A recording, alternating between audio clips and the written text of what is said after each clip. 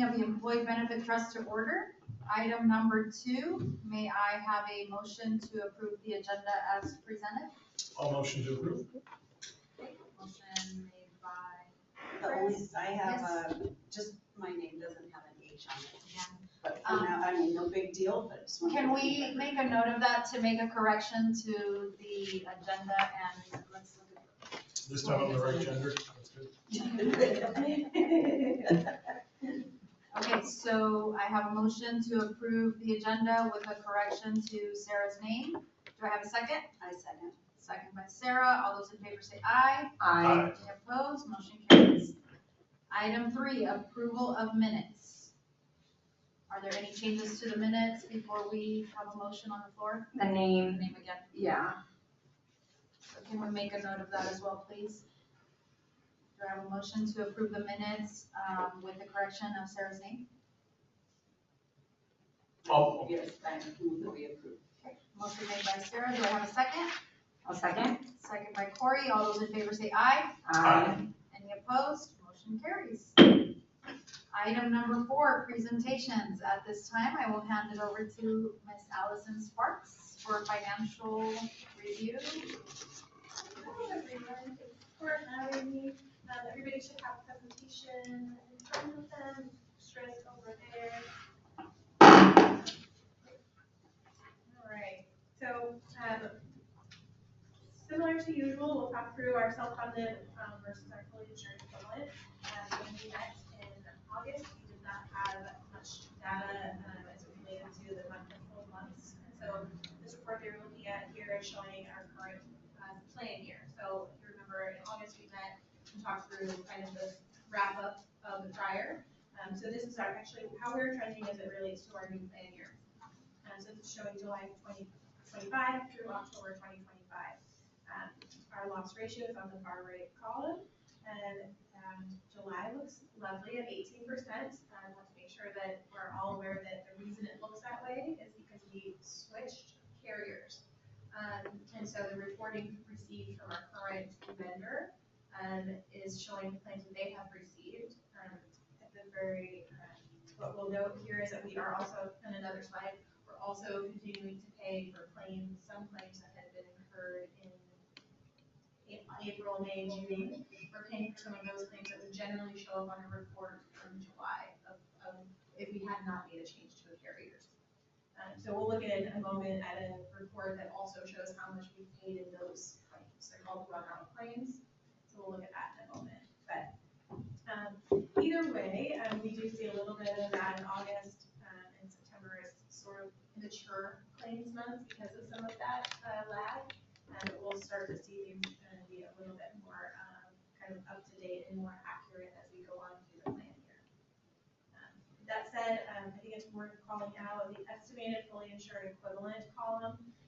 We're basing that as opposed to just looking at the fully insured equivalent premium. We're actually instead reviewing this based on how much was budgeted total through our actuary studies that were done in March and April. So it's a little bit of a different number than what we used prior years. It's captured a little bit of a bigger picture for us as opposed to just those fully insured equivalent rates. Okay. Does that make sense? Questions on this page? Behind it, the prior year, and behind that, the prior year. So again, just kind of for a frame of reference here.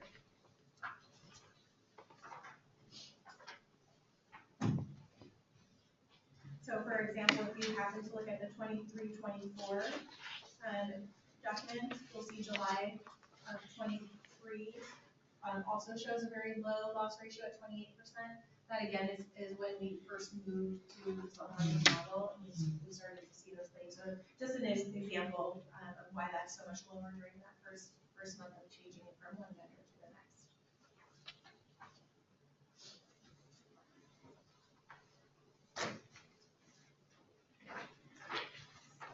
So if we look now at this claims by plan year graph, we'll see, excuse me, these are full plan years that we continue to kind of track year over year. Last year was 24-25. We landed as of 6/30/2025 at about Now, I mentioned that some of the claims, that why we're seeing July is so low is because there's a run out period and there's some lag in claims that were incurred during 24-25 plan year. And so if you look at the bottom of this page here, we have a couple of little asterisks. 2024 and 25 run out, those are those run out claims that would have been incurred during 24-25 period, are not showing as included in that total. So essentially, we paid an additional on top of that 9.8 million, we paid 1.8 million in run out claims through October. That sounds rough, but generally what we would have seen, again, is we would have seen that sort of show up in the 25-26 plan year had we not made the change to vendors. So it's just a little bit of a nuance with the reporting, but that's something that we would want to make sure we're calling out the differences because it's one vendor versus the other, one plan year versus the other. Additionally, for 24-25, we were also so far have been reimbursed $372,000 through our stop loss reinsurance. So if you remember, that's that extra layer of insurance on top of our insurance. And so we have quite a few high-cost claimants who continue to receive care and incur claims. And so we'll continue to receive reimbursements for those folks as long as those dates of service were completed by June 30th. And then the clock sort of, or the tally sort of starts over for the new folks for this plan. Questions on any of that? It just looks like a big change compared to the prior years. That has, yeah, last year was a rough one. Last year was a little rough.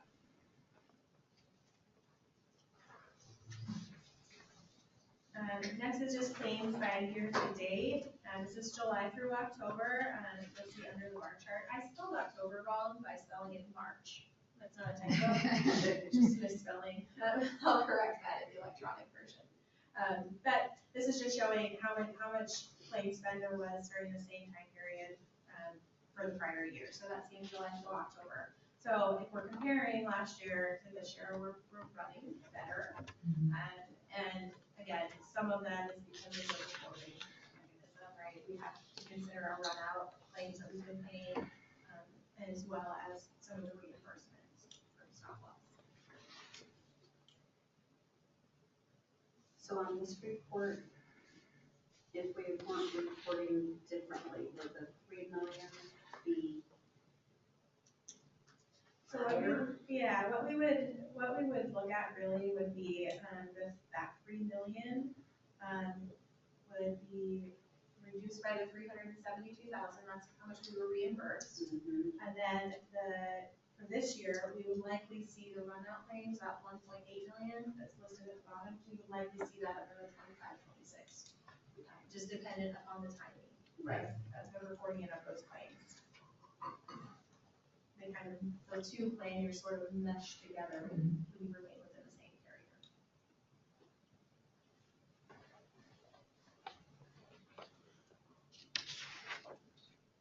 Questions, comments, feedback?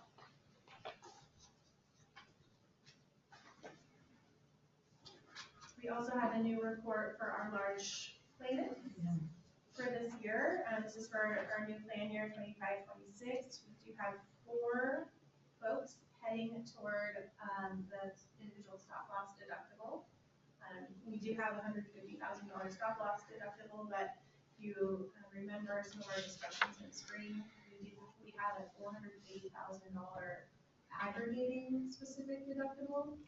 So what that essentially means is with these 4 folks, once one of them is over the $150,000 threshold of the IFL, the individual stop loss, we, as a district, will need to continue to pay up to $480,000. That could be combined across all 4 of these. But once that 480 is set aside, then the individual stop loss kicks in for anybody receiving incurring claims at $150,000 or more.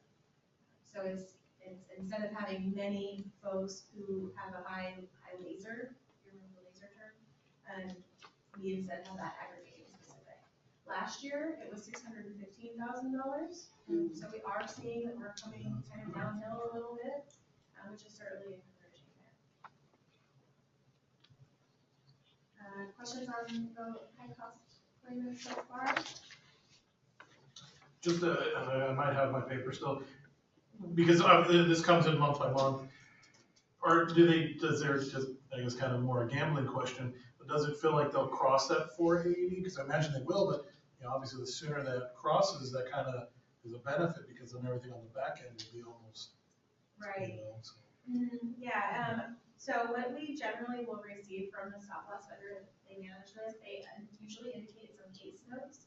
And so, we know that, the neoplasm of the skin, Mhm. we know that that person has just recently, is expected to because of their course of treatment. And so dependent on the diagnosis and the course of treatment, we may see that they're going to cross. It is likely that these will, just given the diagnosis. But that's based on the notes that they provide me. They have a nurse case manager who looks at all of our large cost claimants, and they include little notes about what their new treatment will be, how long it will be expected to go on. And so with these 4 so far, there is an expectation that each of them will hit the $150,000 threshold. Okay. And then perhaps combined, they will get to the 480, but not sure for the 480 yet. They call that putting it something into a reserve where you have an expectation of what their claim will be. But the combination of those 4 so far does not look like it will accumulate to the 480. Above because it has to be above the 150,000. Yeah, so it's almost like a 2, Yeah, if, It and. has to be 150, then it starts accumulating toward the 480. Gotcha. Yeah, so between these 4, it doesn't appear that way. Mhm. Which, I mean, we kind of want that deductible to be met, but we kind of don't. Yeah, it's a rough thing to ask, you know, I Yeah. don't ask it humanely, but the numbers, yeah, it's like, well, if that were to happen, that'd be, you know, Yeah. thank you. Sure. And then again, just for frame of reference, include, you know, those high cost payments for the last 2 years. This is review really, since we wanted to.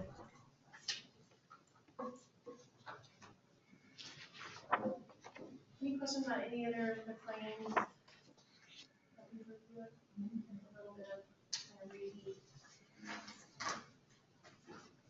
Right, and then just a couple of things that we consider, we discussed, of course, some of these new programs that we have implemented as of July 1st, Garner and Feros RX Navigator program. We had a meeting this week actually with Garner to do a first quarter review. Just to jog your memories, Garner is a program that gives a little bit of incentive for member steerage to high value doctors. And so with that, we have projected that we have already saved or will be saving $34,000 across 28 different doctors that have been engaged already with some of our membership. We have 48% of the enrolled population already registered for this program, which is pretty high above their block of business, so that's really good news. So just getting these folks engaged, there's going to be another employee outreach campaign, there's going to be a sweepstakes, and just ways to really get the folks engaged in this program, because it certainly can help save some money. Just for a frame of reference, they're estimating that 34,000 just based on current engagement, so not even just the number of registered, but people who have actually engaged with the program. When we initially had our return on investment analysis completed, they were estimating only $48,000 in savings for the whole year. So this is trending toward a better situation than we had even anticipated initially. Nice. Those magnets. It's gotta be magnets. It's the magnet. Emails. Magnets are very helpful. That was good. Any questions about Garner? So with Feros RX, that's the new pharmacy benefits manager. They have their Navigator specialty program that we've implemented for staff on the specialty meds. It does definitely draw steerage into the program. And so they provided this ROI report for the first quarter as well. So you can see in this table ways that they sourced their prescriptions, like member prescriptions. So we have this clinical alternative, which means if you change the medication from a brand to a generic. Copay Saver is sort of similar. International pharmacy means they outsourced it, probably from Canada. Another J code Copay Saver is essentially saying we're taking this out of the medical plan and repricing it for you. And then PAP is the Patient Assistance Program, which is primarily driven by employee income discounting. So essentially, we have the amount of savings for each of those, and then the fee that they take as their payment, ultimately landing at about $35,000 in savings. So again, running really, really well on that. This is one of those that you want to make sure that folks who are on specialty medications are engaging in these programs. And they did provide a pretty comprehensive list of all of the different medications that were sourced. You can see the charge or the amount that was going to be charged, and then what the actual savings were, and what that cost, the drug actually cost through these various channels. It's kind of interesting to see, a prescription billed at $9,000, and then we end up paying, $2,000 for it.